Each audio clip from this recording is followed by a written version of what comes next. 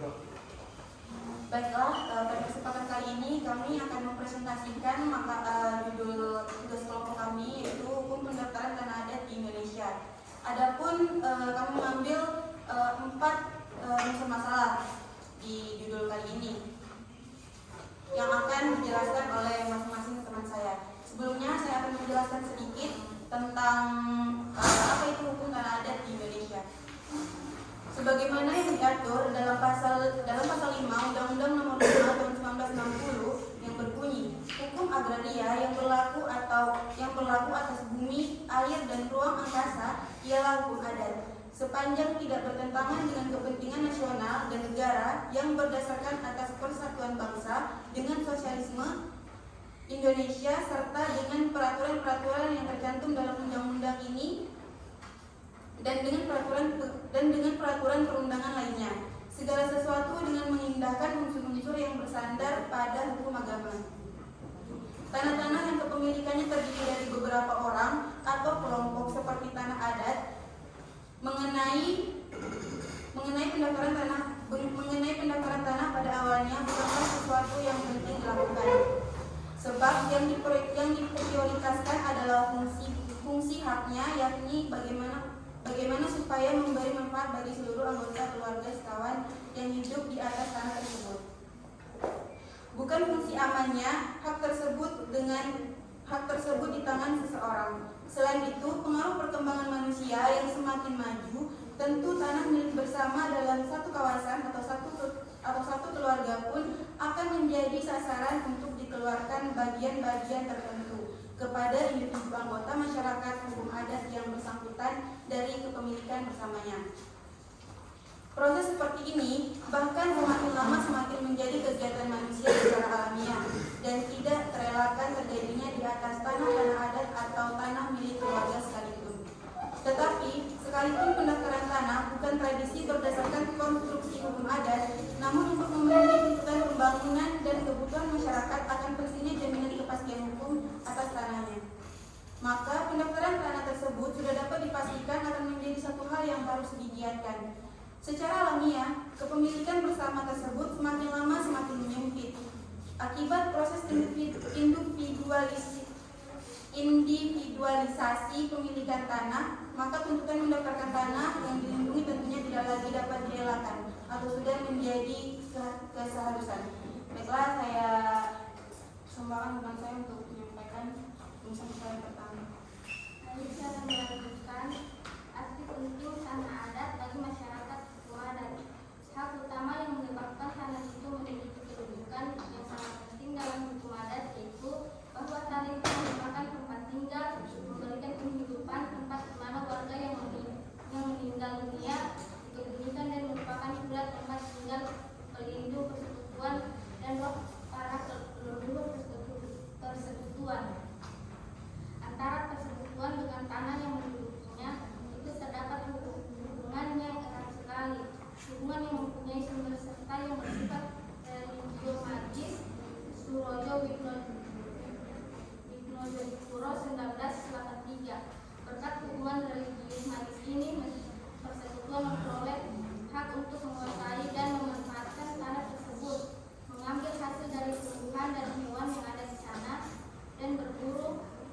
Hak wilayah atau perkebunan adalah istilah yang digunakan untuk menggambarkan hak persekutuan atas tanah ini.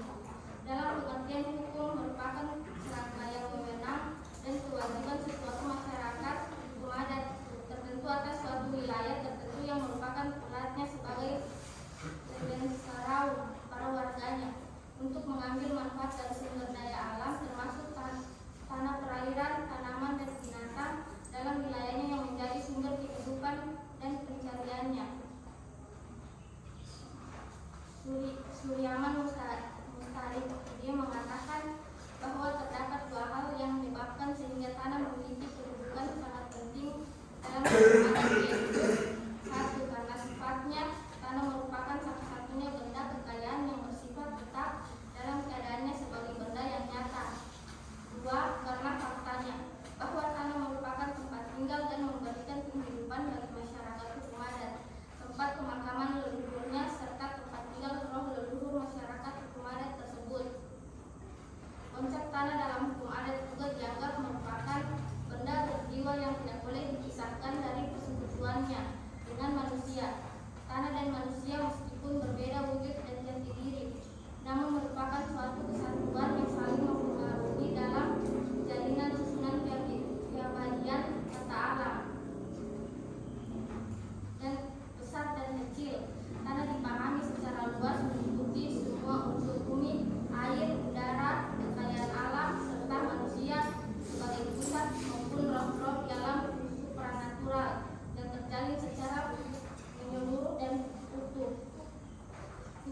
adat menurut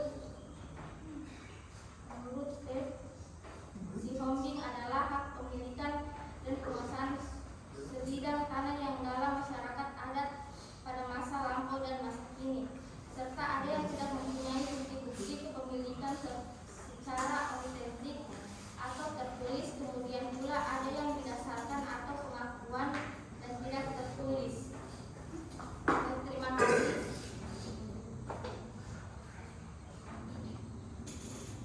B. Maksud hak atas tanah dari hukum adat. Yang pertama, hak wilayah. Pengertian hak wilayah atau hak persekutuan menurut Imam Syiah dalam bukunya Endang Sumiardi dan kawan-kawan yang berjudul Hukum Adat dan Kearifan Lokal Suku Sentani memiliki ciri-ciri tertentu, yaitu pertama, hanya persekutuan hukum itu sendiri beserta para warganya yang berhak dengan bebas mempergunakan tanah-tanah liar di wilayah kekuasaannya. Kedua, orang luar hanya boleh menggunakan tanah itu dengan izin pemasok persekutuan tersebut tanpa izin dari pemasok persekutuan. Orang luar tersebut dianggap melakukan pelanggaran. Yang ketiga, warga persekutuan hukum boleh mengambil manfaat dari wilayah hak purba dengan batasan hanya untuk keperluan soma atau rakyat atau keluarganya sendiri. Jika dimanfaatkan untuk kepentingan orang lain, ia dipandang sebagai orang asing sehingga harus mendapat izin lebih dahulu. Yang keempat, persekutuan hukum bertanggung jawab atas segala hal yang terjadi dalam wilayahnya, terutama terhadap tindakan melawan hukum yang dianggap sebagai delik. Yang kelima, hak purba tidak dilepaskan, dipindah tangankan, diasingkan untuk selamanya. Yang keenam, hak purba meliputi juga tanah yang sudah digarap, yang sudah diliputi oleh hak perorangan.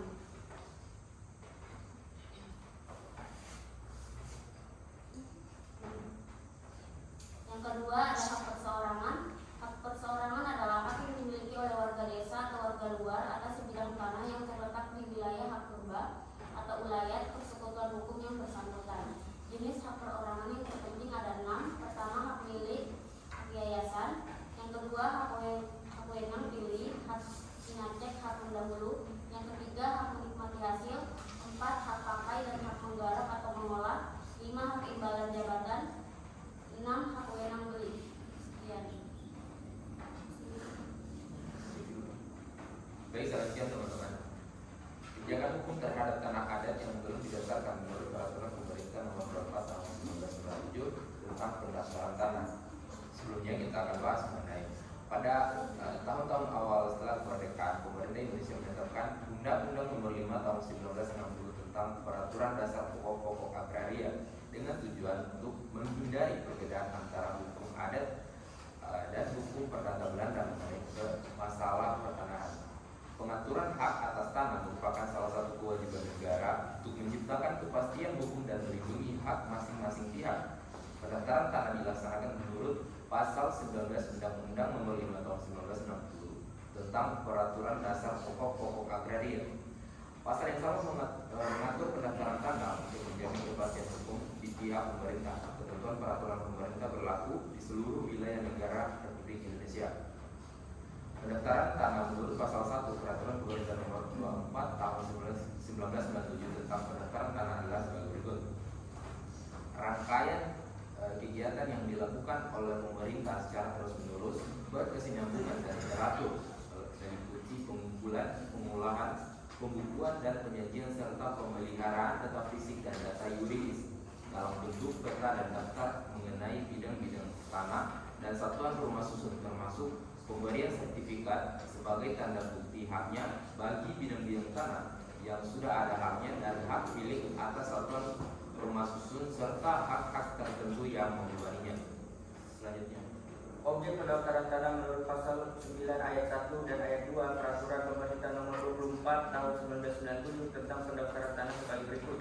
Yang pertama, bidang-bidang tanah yang dipunyai dengan hak milik, hak guna usaha, hak guna bangunan dan hak pakai. Yang kedua, tanah hak pengelolaan. Yang ketiga, tanah wakaf. Keempat, hak milik atas satuan rumah susun. Yang kelima, hak tanggungan. Dan yang keenam, tanah negara. Ayat 2 menyebutkan tanah negara sebagai objek pendaftaran tanah sebagaimana dimaksud pada ayat 1 huruf F. Pendaftarannya dilakukan dengan cara membukukan bidang tanah yang dimaksud dalam pendaftaran tanah. Tujuan pendaftaran tanah adalah untuk menjamin kepastian hukum hak milik. Ayat di atas ditujukan kepada pemerintah yang bertanggung jawab dalam pendaftaran tanah. Sedangkan pasal 23, pasal 32, pasal 38 Undang-Undang Nomor 5 Tahun 1960 tentang Peraturan Dasar Pokok-pokok Agraria untuk pemegang hak. Ketentuan tersebut menunjukkan adanya hak dan kewajiban antara peraturan dengan pemegang hak atas tanah.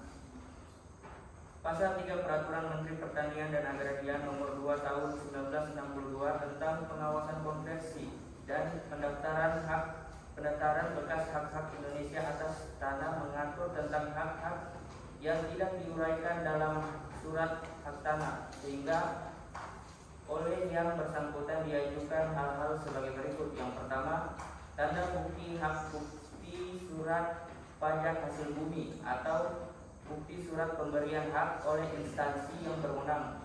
Yang kedua, surat keterangan kepala desa yang dikuatkan oleh asisten wedana yang membenarkan surat atau surat bukti hak tersebut, menerangkan apakah tanahnya termasuk perumahan atau pertanian, menerangkan siapa yang mempunyai hak tersebut kalau ada disertai turunan surat-surat jual beli tanahnya.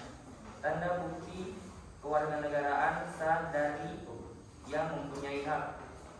Berdasarkan ketentuan pasal 3 di atas, khusus untuk tanah-tanah masih tunduk kepada hukum adat, tetapi tidak terdaftar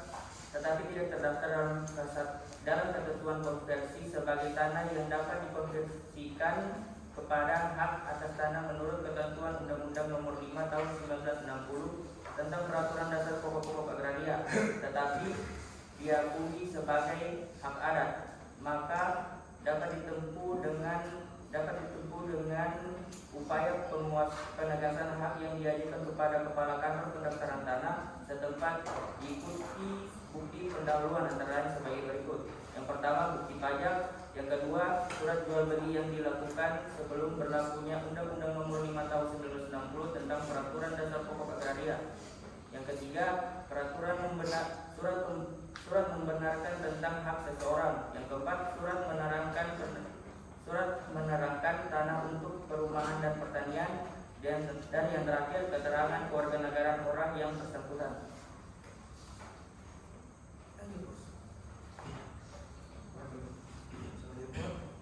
Upaya perlindungan hukum pemilik atas tanah adat setelah berlakunya Undang-Undang Pokok Agraria. Tanah adat atau tanah hak wilayah dipandang sebagai salah satu harta kekayaan yang dimiliki masyarakat adat. Tanah adat pula dianggap sebagai satu-satunya kekayaan masyarakat adat yang tidak dapat dikekang oleh waktu, baik sudah terkena banjir, longsor maupun gempa bumi. Tanah hak wilayah ini menjadi sorotan publik setelah berlakunya Undang-Undang Pokok Agraria, karena tanah wilayah merupakan pemilikan keselamatan dalam lingkungan masyarakat adat, dan ini juga merupakan hak pengusahaan atas tanah yang terpilih.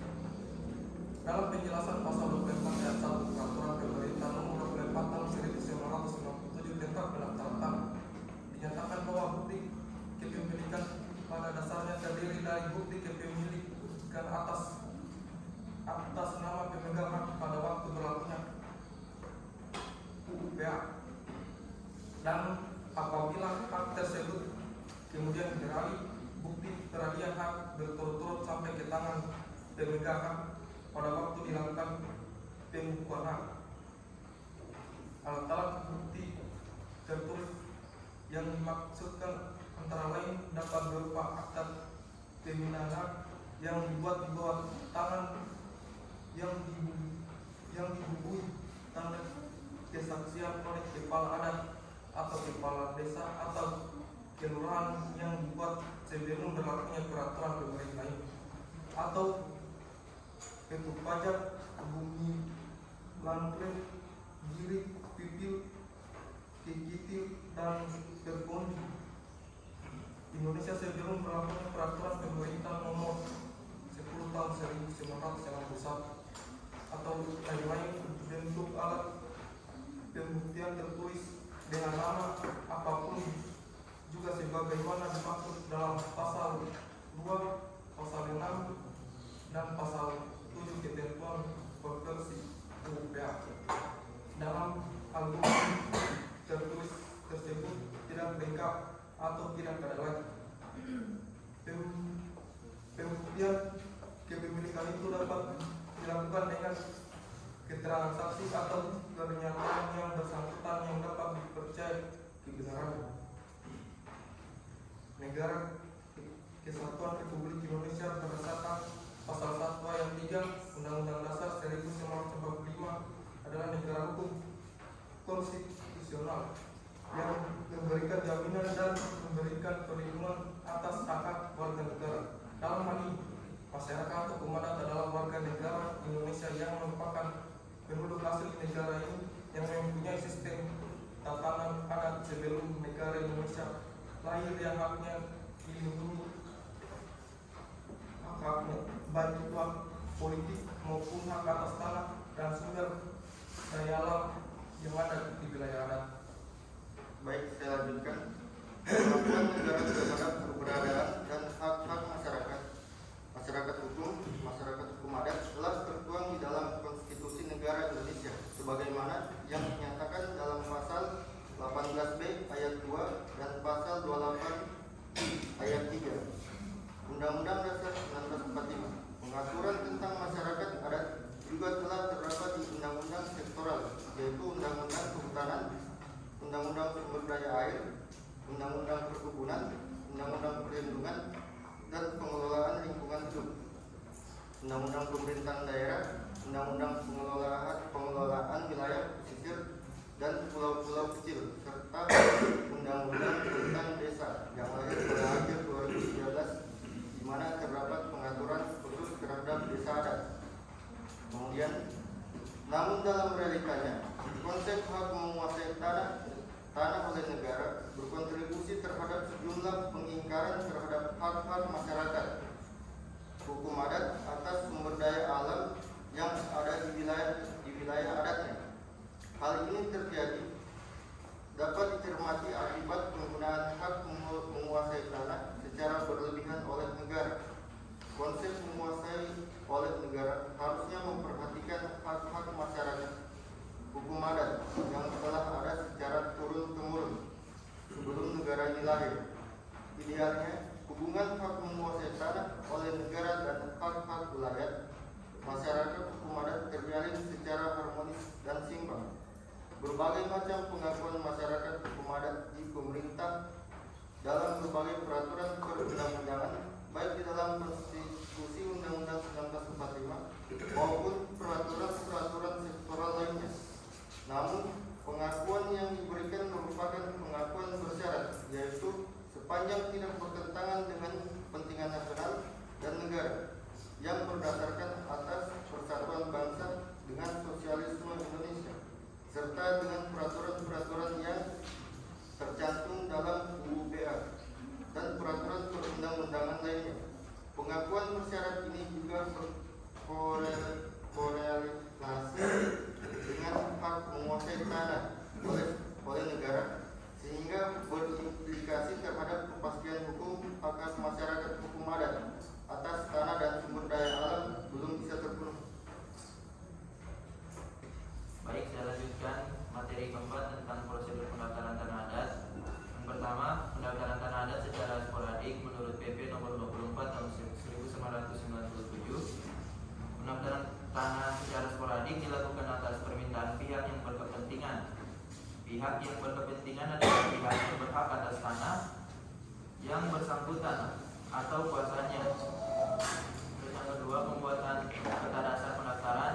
Wilayah-wilayah yang belum ditunjuk sebagai wilayah pendaftaran tanah secara sistematik oleh Badan Pertanahan Nasional diusahakan tersedianya peta dasar pendaftaran untuk keperluan pendaftaran tanah secara sporadik.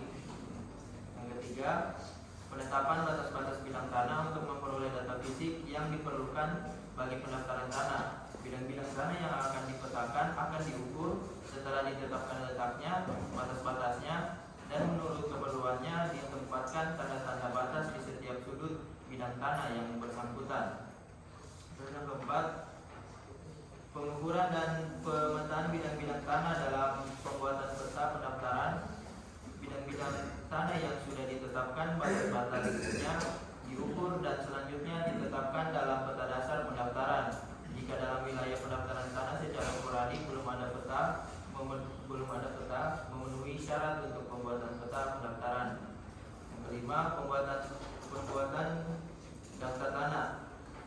atau bidang tanah yang sudah dipetakan atau dibukukan nomor pendaftarannya pada pendaftaran dibukukan dalam daftar tanah.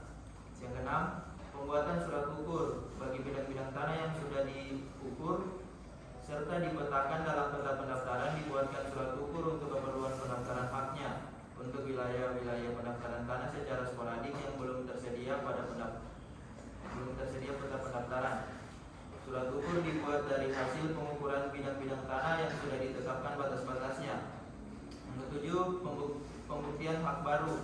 Yang kedelapan, pembuktian hak lama untuk keperluan pendaftaran hak atas tanah yang berasal dari konversi hak-hak yang lama dibuktikan dengan alat-alat bukti mengenai adanya hak tersebut berupa bukti-bukti tertulis, keterangan saksi dan atau pernyataan yang bersangkutan yang kadar sebenarnya oleh kepala kantor pertanahan kabupaten kota setempat yang cukup mendaftar hak, pemegang hak dan lain-lain yang membebaninya. 9. Pengumuman data yuridis dan hasil pengukuran. Yang ke-10, pengesahan hasil pengumuman penelitian data fisik dan data yuridis. Pengesahan dilakukan dengan catatan mengenai hal-hal yang belum lengkap dan atau keberatan yang belum diselesaikan. Yang ke-11, pembukuan hak atas tanah, hak pengelolaan, hak tanah wakaf, dan hak milik atas satuan rumah susun didaftar dengan membukukannya dalam buku tanah yang memuat data yuridis dan data fisik tanah yang bersangkutan.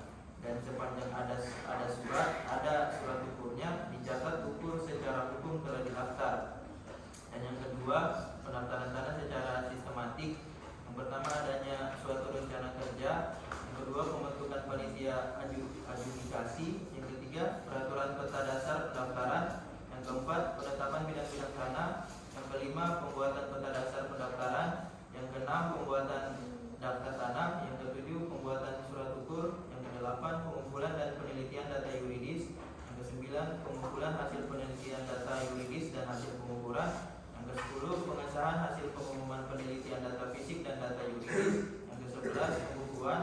Dan yang ke-12, penerbitan sertifikat. Itu saja yang saya dilanjutkan oleh teman saya. Baik, saya akan menjelaskan tentang prosedur pendaftaran tanah berdasarkan Peraturan Menteri ATR BPN Nomor 14 Tahun 2024 Pasal 23.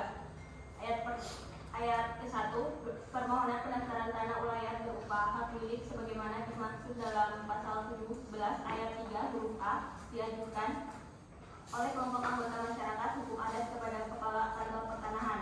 Ayat 2, permohonan pendaftaran tanah ulayat berupa hak milik sebagaimana dimaksud pada ayat 1 memuat keterangan mengenai A. Bidang tanah ulayat yang akan didaftarkan.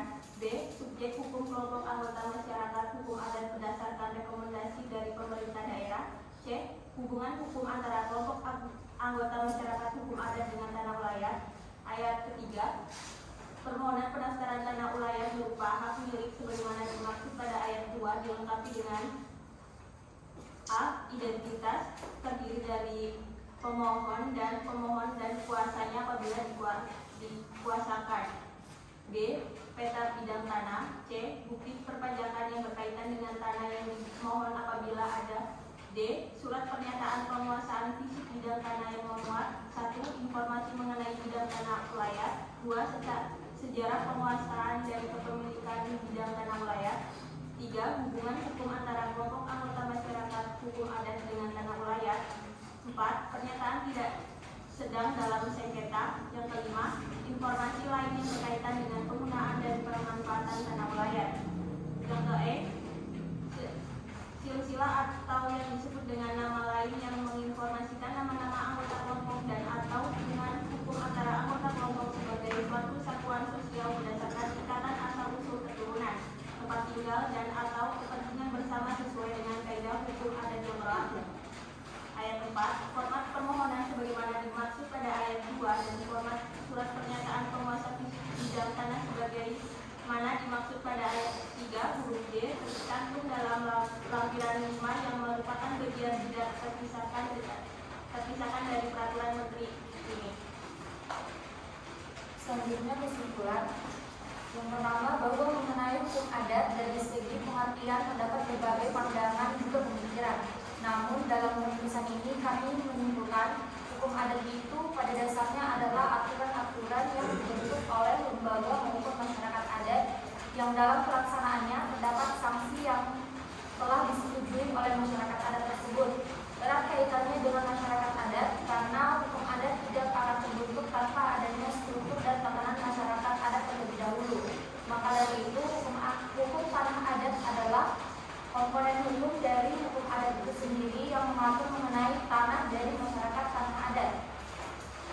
Yang kemudian berlakunya peraturan pemerintah nomor 24 tertulis pada hukum barat dan hukum adat semuanya diseragamkan. Artinya hak-hak barat yang bersumber dari Bordeaux atau BW harus dikonversikan kepada sistem yang diatur oleh undang-undang tentang pendaftaran tanah. Maka hak-hak atas tanah yang tentang pokok agraria begitu juga terhadap tanah adat sudah terdaftar maupun yang belum. Penyelesaian dari tanah menurut Bordeaux telah berakhir dengan dikeluarkannya keputusan Presiden nomor 32 tahun 1999 tentang pokok-pokok kebijaksanaan dalam rangka pemberian hak baru atas tanah asal konversi hak-hak barat yang dinyatakan bahwa tanah-tanah tersebut telah berakhir masa konversinya dan bagi tanah-tanah tidak terselesaikan haknya kembali menjadi tanah yang dikuasai oleh negara. Baik, mungkin itulah pemaparan materi dari kelompok kami. Dari penyampaian materi tadi, bila ada hal yang kurang teman-teman pahami, silakan ditanyakan pada sesi jawab, sesi tanya jawab kanan kami juga.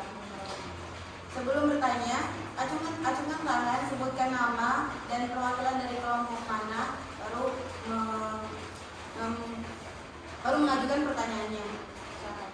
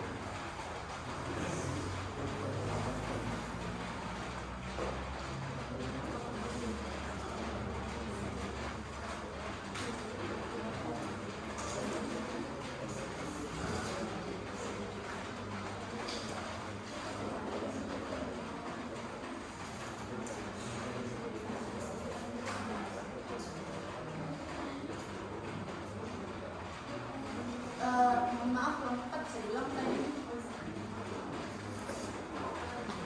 Apakah konsekuensi hukum jika tanah adat tidak didaftarkan kepada pihak yang berbeda?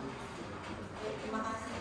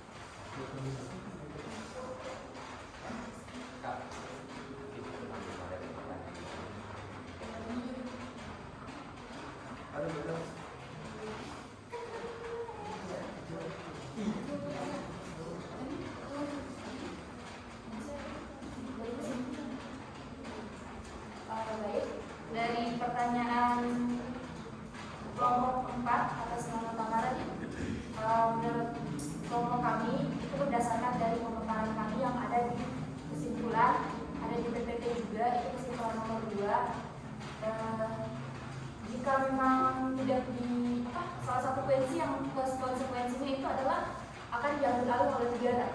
Jadi tanah itu akan diakui sebagai tanah negara dan bukan sebagai tanah masyarakat adat. Jadi ketika ada pemerintah akan melakukan misalnya penataan tata ruang lingkup tentang daerah tersebut dan tanah tersebut tidak didaftarkan sebagai tanah adat, maka pemerintah akan langsung ambil alih tanpa masyarakat adat bisa komplain hal itu karena mereka tidak mendaftarkannya. Jadi itu salah satu kunci yang paling besar menurut kelompok kami. Dan itu sempat kami paparkan pada kesimpulan yang nomor 2 ada di PowerPoint. Mungkin dari kelompok 4 apakah Mas?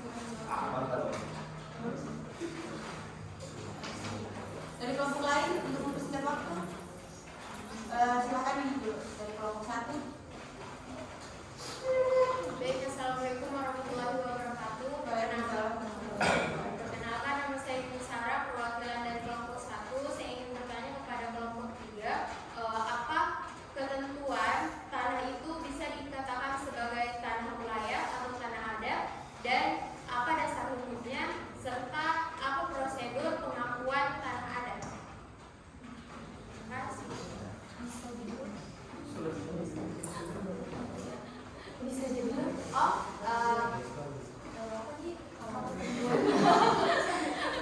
Kenapa tanah itu bisa dikatakan sebagai tanah adat? Terus kalau bisa itu, kalau ada dasar hukumnya, terus habis itu apa prosedur pengakuan tanah wilayah?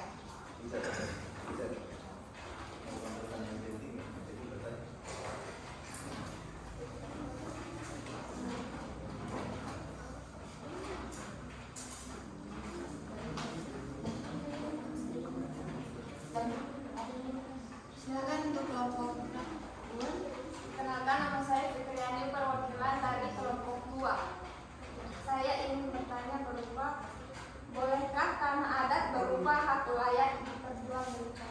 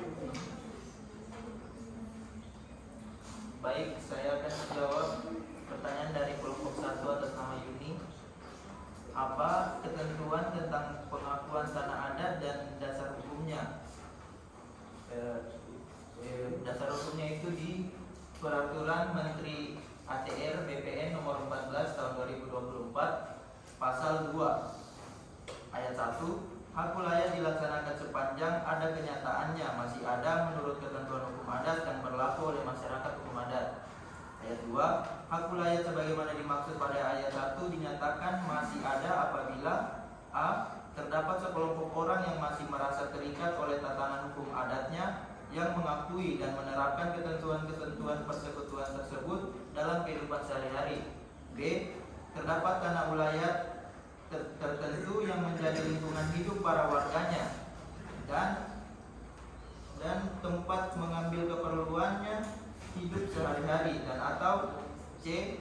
Terdapat tatanan hukum adat mengenai pengurusan, penguasaan, dan penggunaan tanah wilayah yang berlaku dan ditaati oleh para warganya.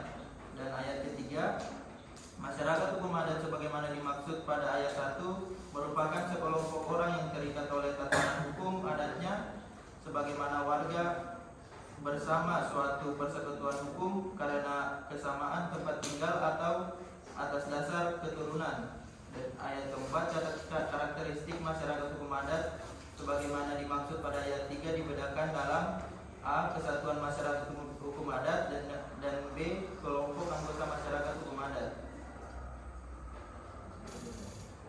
Untuk kelompok 1 ada jawabannya?